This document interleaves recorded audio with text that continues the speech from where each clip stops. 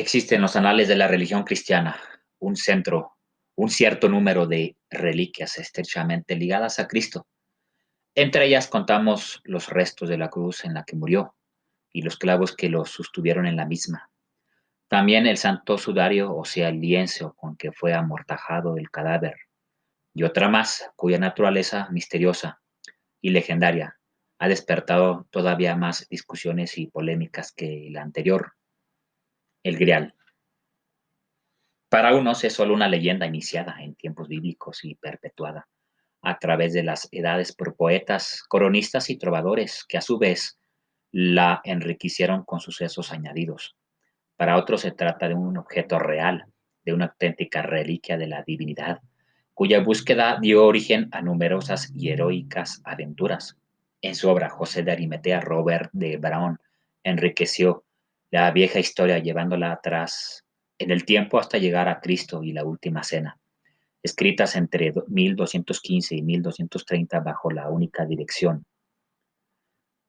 Son 5 las novelas que la componen este ciclo: La historia del Santo Grial, Merlín, Lanzarote, Búsqueda del Santo Grial y Muerte de Arturo. Se les conoce también con el nombre de Vulgata y constituyen el techo definitivo de la creación del mito. Tradicionalmente se ha dicho que la copa con la que Jesús celebró la Eucaristía durante la última cena, la misma que José de Arimatea recogió su sangre al pie del Calvario. El relato dice que la sangre de Cristo, que manaba de la herida provocada por el lanzazo del soldado romano Longino, fue recogida en la copa de la última cena, donde Jesús instituyó la Eucaristía, convirtiendo el pan y el vino en su cuerpo y en su sangre. Nada más contradictorio que Himmler ambicionase poseer una reliquia judeo-cristiana, y aunque distintas, también hubo motivaciones para que Centurias antes persiguiera el mismo fin el legendario rey Arturo.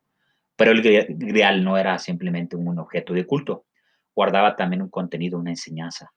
El precursor de este personaje fue Merlín, un druida muy famoso y respetado, cuyos poderes lindaban con la magia. Arturo era apenas un adolescente de 15 años cuando liberó la espada de Excalibur de una piedra en la que estaba enterrada y que su objetivo era señalar a aquel capaz de unificar a los pueblos de Gran Bretaña para convertirla en una gran nación. Según la tesis de Garner, la madre de Arturo histórico, Gema del Acaz, descendería de José, segundo hijo de Jesús, y Magdalena, mientras que su padre, Aidan Mac Graban, lo haría de José de Arimatea, tío de Jesús por parte de padre. Este matrimonio entre Disposini habría hecho de Arturo entrar en la leyenda del Grial. Esta estirpe real se rastrea en Aquitania a través de la familia de Ax, a la que pertenecen los condes de Toulouse y Narbona, así como los reyes del Midi Septimane, que se unieron a la dinastía carolingia. Según otra versión, Vortigern era el jefe de las tribus británicas que adoptó a Merlín como su consejero. Merlín continuó al servicio de Vortigern. También lo estuvo al de Uther Pendragon, su sucesor. El druida solicitó y obtuvo del rey la custodia del rey nacido, quien llamó a Arturo. La creencia del niño fue confiada a Ser Héctor, un caballero de la corte de Uther, que lo educó junto a su hijo Kai, como si aquel también fuera su vastajo. Siglos atrás, a la muerte de José de Arimatea, el Santo Grial había sido ocultado de las manos y las miradas profanas. De acuerdo a la leyenda, se encontraban dentro de un remoto castillo rodeado de montañas y precipicios. Su rescatador tendría que ser un noble y valiente caballero, devoto y puro de corazón como el propio José de Arimatea. Merlín estaba al tanto, pues conocía de memoria las profecías y tradiciones de sus antecesores. Empero, y aunque Britania disfrutaba de paz y sus habitantes no se olvidaban de Dios, en el resto de Europa no era así. Judíos y romanos habían corrompido la religión. Los mártires cristianos caían por millares y la antigua espiritualidad amenazaba con extinguirse. Así el Santo Grial era la esencia de la doctrina de Jesús hecha materia. Más tarde, siguiendo las instrucciones de su consejero, el rey Arturo, reunió a los mejores caballeros del reino. Con el tiempo logró reunir 12 caballeros con los que formó una fraternidad secreta, la de los caballeros de la tabla redonda. Se les llamó así porque se reunían en torno de una gran mesa que era circular en símbolo de igualdad. En ese selecto grupo, cuya finalidad era localizar el Grial, habrían de destacar Ser Granain, Ser Lancelot, Ser Lionel, Ser Percival y Lanzarote, apodado el Invencible. El poeta francés Chateaubriand de Troyes, quien creó la novela Lancelot, el caballero de la carrera, en la que se narra la historia de Ser Lancelot, su encuentro con la reina Ginebra y el romance entre ellos. La gloria de hallar el Santo Grial no correspondería a ser Lancerote, sino a Galahad, su hijo, una vez que tuvo edad suficiente. Ser Galahad, al igual que su padre, se había distinguido como pocos en las armas, pero a otros serían los méritos que posibilitarían su hazaña. Tras largos ayunos, penitencias y oraciones, el joven Galahad se embarcó sin rumbo cierto, acompañado de Ser Percival y Ser Bohort. Tiempo después desembarcó en la ciudad de Sarras, en donde había un viejo castillo al que nadie podía entrar, pero ante el caballero de la mesa redonda el añejo portón se abrió de par en par como invitándolo a pasar. En el interior, Ser Galahad buscó aposento por aposento hasta que cuenta la leyenda que el sagrado cáliz se hallaba sobre una mesa plateada y ante él estaba José de Arimatea, rodeado de ángeles. De acuerdo a la tradición, mientras Ser Galahad oraba, entregó su alma a Dios y José de Arimatea desapareció y el coro de ángeles voló, llevándose el Santo Grial en medio de melodiosos cánticos. Según otras versiones, Ser Galahad lo entregó antes de morir a los druidas del bosque de Broceliande. La custodia druídica de la Sagrada Cena se prolongó varios siglos, pero llegó el día en que la raza celta a la que pertenecían los druidas enfrentó la decadencia. Nuevamente el Grial desapareció para protegerlo de ojos y manos profanas, y esa vez supuestamente fue llevado a Francia. Eventualmente la custodia del Santo Grial quedó en manos de otra orden de caballeros, los cátaros. Se trataba, al igual que con los caballeros de la tabla redonda, de una fraternidad maniqueísta. Querían que el mundo se dividía en dos corrientes opuestas, la del bien y la del mal. A pesar de pertenecer a la Iglesia de Roma, no creían en la muerte de Jesús a manos de los romanos, por ello nunca usaron el símbolo de la cruz. Por tanto, el Grial de los cátaros, al igual que el templario, estaría basado en conocimiento puro y duro. De acuerdo a la leyenda, entre otras propiedades del Grial se contaba la de curar heridas mortales, prolongar y renovar milagrosamente la vida. Infundía tal valor que podía recuperarse de golpe la juventud. Asimismo, se decía del Grial, incitaba una tremenda fuerza de victoria y de dominación. En el poema de Wolfram von Eschenbach, el héroe Parcival acude a una cueva Fontane, la Salvache, donde ve una ermita que le puede iniciar en los secretos del Grial.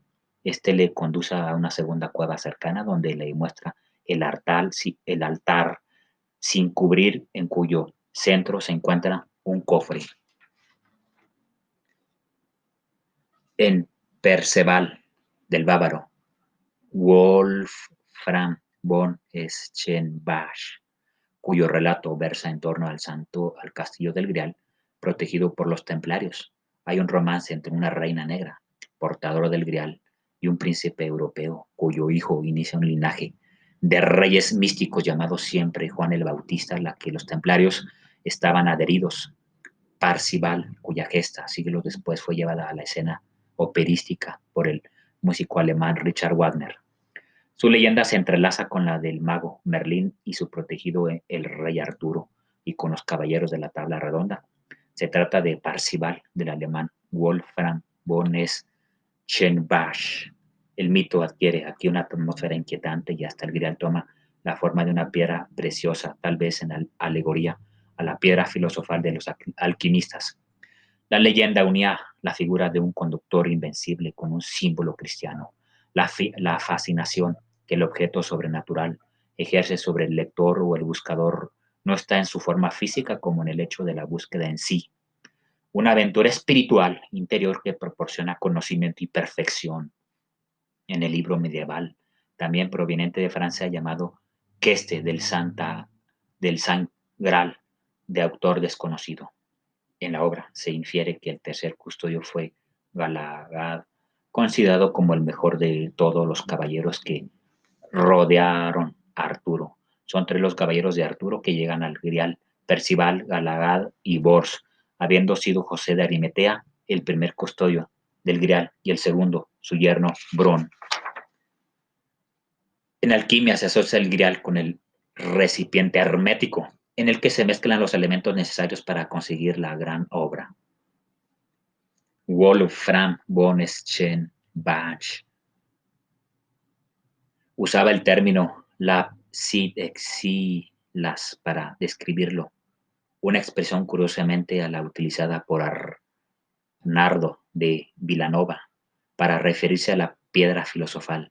Otto Rahn, versado en filología e historia medieval, que buscó el Santo Grial, lo condujo hasta el sur de Francia, el Languedoc, donde se halla la antigua fortaleza de Montsegur, que Rahn asimilaba con el mítico Montsalvat de las leyendas griálicas. Rahn se interesó por la historia romanística y sus estudios lo llevaron a investigar cultura occitana. Las investigaciones de Rahn en las grutas lo llevaron a la siguiente conclusión. Ahí se presentaron dos griales, el Santo Grial cristiano y la piedra Graal pagana. Este grial de tradición hiperbórea cátara estaría formado por la piedra esmeralda o tablillas de piedra que había estado custodiado en Montsegur. El Graal que buscaba Rahn era rúnico. Se trataba de una piedra vinculada a la Atlántida y de origen indoeuropeo, con vínculos con el antiguo Tíbet y los embriones de la raza aria. Inspirado por la obra de Wolfram von Eschenbach, poeta y trovador alemán de los siglos XII y XIII, autor de Parzival y narrador de descripciones indescriptibles sobre el Grial como máximo exponente de belleza y poder emanado del paraíso. Rahn escribió La corte de Lucifer, animado a recuperar la religión cátara y el cristianismo originario para unificar por fin toda Europa. A finales del siglo XII, coincidiendo con el auge de la Orden del Temple y con el esplendor de la herejía cátara en Occitania, al otro lado de aquellos Pirineos, a cuyos pies se encontraba el cenobio de San Juan de la Peña, nació en Europa una nueva espiritualidad del grialismo, alimentada por un ideal de conocimiento estrechamente emparentado con un concepto nuevo y secretamente heterodoxo de los viejos modos de la iniciación. La versión aceptada por los escritores griálicos, desde Robert de Boron a Wolfram von Eschenbach, afirma que la reliquia fue traída a Occidente por José de Arimatea, que no solo fue el propietario de la casa donde se celebró la última cena, sino también quien recopiló la sangre que Cristo vertió por su costado al ser atravesado en la cruz por la lanza del centurión Longinos. Curiosamente, al surgir el mítico griálico de la mano de trovadores iniciados como von Cheretrien de Troyes o Wolfram von Eschenbach, apareció en él una geografía sagrada, un mundo simbólico que los caballeros recorrían y en el que vivían sus aventuras espirituales en pos de aquella reliquia ideal que haría de transformar su existencia, un mundo de luchas y que en los que lo externo e inmediato se confundía en la aventura interior y le daba sentido. Un universo de personajes simbólicos, representantes de ideas más que protagonistas de historias. Reza la leyenda. Viven de una piedra de la clase más pura. Si no la conocéis, aquí os será nombrada. Se llama Lapsid Exilis. Por el poder de esta piedra, el Fénix arde y se convierte en cenizas, pero las cenizas le dan vida otra vez. Así el Fénix muda y cambia su plumaje, que después es luminoso y brillante y precioso como antes. Nunca hubo un ser humano tan enfermo que si un día ve una piedra no pueda morir durante la semana siguiente y su aspecto no se marchitará. Su apariencia será la misma, sea doncella u hombre, que en el día en que vio la piedra, la misma que cuando comenzaron los mejores años de su vida, y aunque la piedra, la misma que cuando comenzaron los mejores años de su vida, y aunque viera la piedra durante 200 años, nunca cambiará, salvo que su cabello podría quizás volverse gris. Tal poder da la piedra a un hombre que la carne y los huesos vuelven enseguida a ser jóvenes. La piedra es llamada también Greal. Es el alemán Wolfram en el siglo XII dice que la leyenda del Grial fue contada por un trovador provenzal llamado Quiot, que se había basado en un escrito árabe encontrado en Toledo. Sería otro alemán, el compositor Richard Wagner, en el siglo XIX, en el que aportaría el que sería en su ópera Parsifal, donde recrea la búsqueda del Grial y la sitúa en el castillo Montsalvatag. Si bien Hitler conservó la estructura y el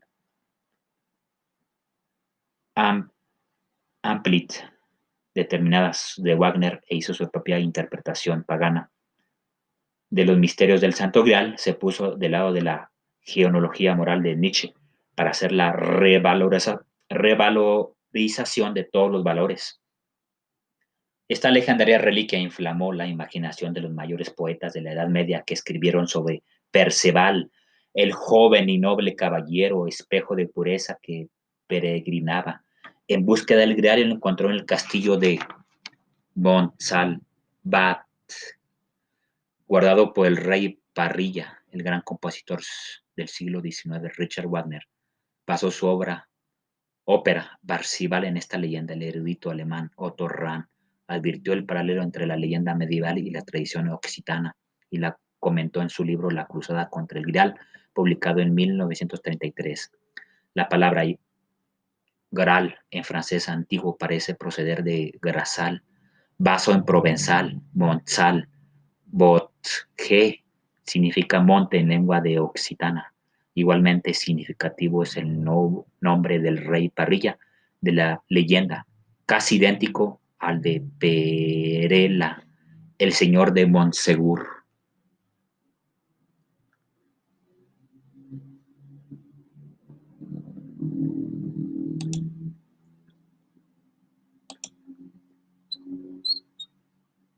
Suele decirse que la inspiración de George Lucas y Steven Spielberg para el argumento de la primera película de Indiana Jones, En busca del arca perdida, fue en parte la figura de Otto Rahn. Los cineastas nunca lo corroboraron, pero quienes lo dicen acaso se limiten a establecer un parecido en el hecho de que a ese escritor suele atribuírsele la búsqueda de un pretendido tesoro de los cátaros. Pero el caso es que Ram, curiosamente, sí era un auténtico experto en el Santo Grial, el MacGuffin, en torno al cual giraría el tercer título de esa saga cinematográfica. Otto Wilhelm Rand se hizo famoso por su estrecha colaboración con el régimen hitleriano en aquella estrambótica afición que tenían los nazis por lo esotérico y la historia como sustrato cultural de su ideología. Dicha ficción se plasmó en la creación de una sociedad denominada a Nenerve, integrada en las SS y heredera de la sociedad Thule, que se dedicaba a realizar estudios sobre cultismo y folclore que explicasen el origen de la raza aria. La Nenerve recogió el testigo y se dedicó a investigaciones sobre la raza indogermánica del norte, organizando expediciones pseudocientíficas, arqueológicas y antropológicas por todo el mundo. Ese ambiente Bokish tuvo que influir inevitablemente en aquel joven, nacido en la ciudad alemana de Michelstadt en 1904 en el seno de una familia de clase media, que entre 1922 y 1926 cursó Derecho en las universidades de Gießen, Friburgo y Heidelberg por satisfacer el deseo de su padre, pero que, en realidad, se sentía más atraído por otros temas como la historia o la filología germánica, asistiendo a clases de estas materias. De hecho, fue durante su estancia en Giessen cuando empezó a estudiar la que sería su gran especialidad, la herejía albigense, a instancias de su profesor de religión, que además era catedrático de historia. El catarismo le cautivó desde el primer momento, según admitió él mismo, un movimiento ascético y gnóstico con influencias maniqueístas en las que se concebía el mundo dividido en dos concepciones, siendo una la espiritual y la otra material. Todo ello en plena Edad Media, entre los siglos X y XII. Su estudio constituyó para Rand el culmen de toda una evasión mental que en cierta forma había iniciado de niño solitario y enfermizo con la febril lectura de leyendas y mitologías para abstraerse de los horrores de la Primera Guerra Mundial. La referencia no es gratuita porque todos esos mitos quedó especialmente prendido del de Parzival en la versión del poeta medieval Wolfram von Eschenbach, titulado Parzival. Era un poema épico del siglo XIII, inspirado en la novela Perceval o el cuento del Grial de Chetrien de Troyes, que se había convertido en todo un bestseller en Alemania porque Richard Wagner lo había adaptado a ópera. Quizá por ello Rand tuvo esa inclinación por Parzival, ya que además había estudiado música y parece ser que era buen pianista. En cualquier caso, la reseña de esa obra viene a propósito de un viaje que realizó por el sur de Francia en 1929 para investigar in situ el tema de los albingenses, llegando incluso a instalarse un tiempo en la Velanet, en el corazón del Languedoc, donde esa herejía se había difundido con más intensidad. Rand, que iba acompañado del historiador francés Antonin Gadal, un experto en la materia con varias obras publicadas y que además también tenía regusto por lo místico, pensaba que existía un vínculo entre Parzival y los cátaros. Para él, aquella secta constituía una forma revolucionada de druidismo, no solo en conceptos, sino también en las mismas construcciones arquitectónicas y otros aspectos, sugiriendo que el eslabón entre ambas sería el Santo Grial.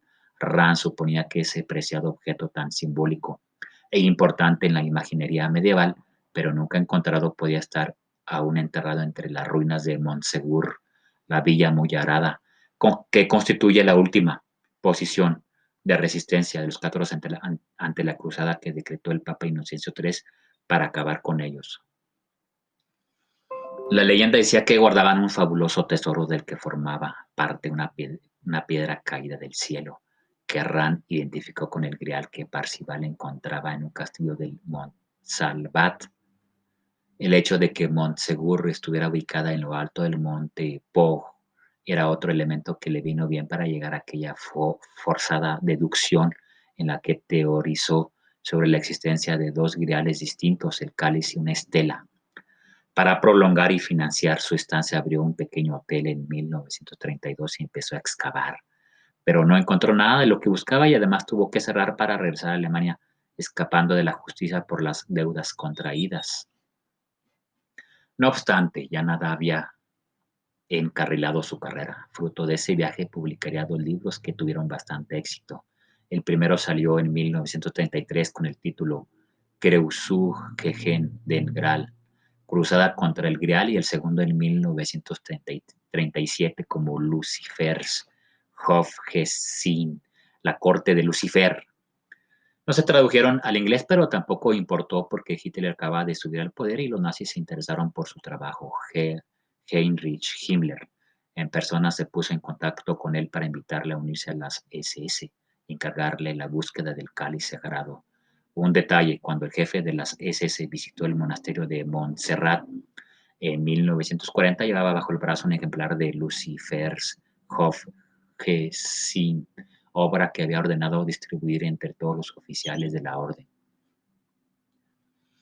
Para entonces Rand ya había muerto, pero no adelantemos acontecimientos. De momento hizo caso a su nuevo mecenas e ingresó en las SS como Unteroffizier, suboficial bisoño, convirtiéndose en miembro de pleno derecho en 1933 con el grado de Obersturmführer, teniente primero. Sin embargo, la gran paradoja estaba en que aquel erudito medievalista medievalista, elevado casi a la condición de profeta del nazismo, detestaba esa condición y se sentía profundamente ajeno a aquella organización, no solo por motivos políticos, sino también porque, según su editor, era claramente homosexual. Y además no podía acreditar 4 generaciones de ancestros racialmente puros, como se exigía la SS, ya que descendía de judíos por vía materna. Enfermizo y fumador compulsivo, se va refugiado de su incómoda situación en la vida, algo que le pasaría factura, como veremos, y detestaba tanto el ejercicio físico como las armas, lo que le llevó a no participar en ninguno de los campamentos que organizaban las SS cada verano. Lo suyo era el estudio y ahora que tenía una misión concreta se aplicó a ello plenamente, realizando nuevos viajes por diversos rincones de Europa para efectuar excavaciones arqueológicas. Todas fueron un fracaso en cuanto a resultados. El Santo Grial no apareció, Himmler se cansó de él y todo acabó torciéndose. En 1937, tras una contundente borrachera que le llevó a ser acusado de conducta deshonrosa por un compañero, Karl Mahler, fue degradado. Le prohibieron probar alcohol en 2 años. Le casaron con la joven Asta Bach y le enviaron 3 meses de guardia a Dachau. El nombre aún tenía resonancias siniestras. Era un campo de concentración situado al norte de Múnich y abrió 4 años antes para encerrar prisioneros políticos a los que el año siguiente se añadieron comunistas, testigos de Jehová, católicos, gitanos, homosexuales. Todavía no se había reconvertido en campo de exterminio, cosa que llegaría en 1941, cuando la barbarie nazi inició experimentos médicos con cautivos e instaló hornos crematorios. Pese a que no llegó a ver esa fase, su experiencia en aquel lugar fue lo suficientemente desagradable como para hacerle aborrecer definitivamente al nazismo, dejando a su esposa, entablando contacto con círculos opositores y presentando la renuncia a seguir en las SS en febrero de 1939. El Gruppenführer Karl Wolff, jefe del Estado Mayor de Himmler, la trasladó a su superior, que aceptó lacónicamente con un simple sí. Poco después empezaron a circular rumores que airaban su homosexualidad y especulaban sobre sus antepasados judíos, con lo que la Gestapo fijó su atención en él. Al parecer, le insinuaron suicidarse como salida honorable, un procedimiento típico que, como se vería luego en el caso de Rommel. Rand solicitó retirarse a Languedoc y vivir discretamente dedicado a la investigación, pero se lo denegaron. Era la muerte con honor por su propia mano o el procesamiento y ejecución. A principios de marzo de 1939, Rand se marchó de Alemania y desapareció durante 2 semanas hasta que el 13 de ese mes fue encontrado muerto, congelado en la ladera de la montaña Wilden Kaiser, en los Alpes austriacos, cerca de la localidad tirolesa de Sol. Hay diferentes versiones sobre los detalles porque no se hizo certificado de defunción. Una propone que tomó una dosis de veneno, aunque los testigos dijeron que tenía consigo 2 botellas de medicinas, lo que apuntaría a que se quitó la vida haciendo caso a la sugerencia de las SS. Al menos ese fue el dictamen oficial, si bien también pudo tratarse de un accidente. Fuera cual fuese la explicación, para muchos no se trató de un fallecimiento cualquiera. Veamos el porqué. La fecha elegida era sospechosamente cercana a la caída de la fortaleza de Montsegur en manos de los cruzados. Y hay quien opina que las circunstancias que rodearon el órbito guardaban cierta similitud con un ritual cátaro denominado Endura, que suponía la práctica de un ayuno total final como medio de entrega mística del último suspiro de vida a Dios. La Endura era la culminación o sustitución en ocasiones de un proceso conocido como consolamentum, el único sacramento que se practicaba en aquella fe. Una combinación de bautismo, comunión y extremaunción que solía aplicarse a los nuevos devotos o a los que estaban a punto de morir. Así Rand habría elegido dejar este mundo imitando aquella tradición.